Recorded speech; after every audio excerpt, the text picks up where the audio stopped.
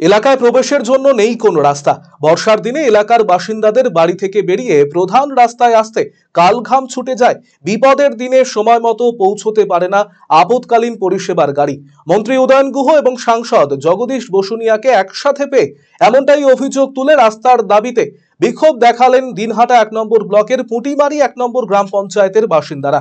বাসিন্দাদের দাবি, দিনহাটা কোচবিহার রাজ্য সড়ক থেকে পুঁটিমারি স্টেডিয়াম পর্যন্ত যাওয়ার রাস্তাটি দীর্ঘদিন ধরেই বেহাল অবস্থায় পড়ে রয়েছে, অথচ সেই রাস্তা সংস্কারের নাম নেই।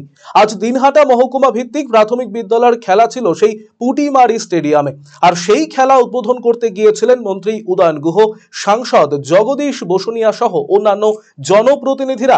সেই সময় একসাথে সকলকে কাছে পেয়ে রাস্তার দাবিতে অনড় হয়ে ওঠেন এলাকাবাসীরা। যদিও এলাকাবাসীর দাবির মুখে 3 মাসের মধ্যে রাস্তা করে দেওয়ার প্রতিশ্রুতি দিলেন মন্ত্রী।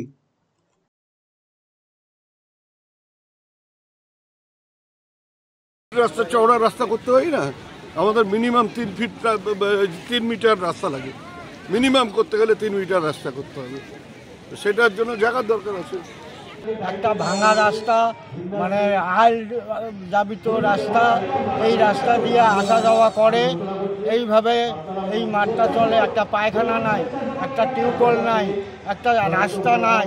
আমরা অনেক আবেদন করছি, সেই আবেদনের আমার কোনোদিনও গুরুত্ব দেন নাই।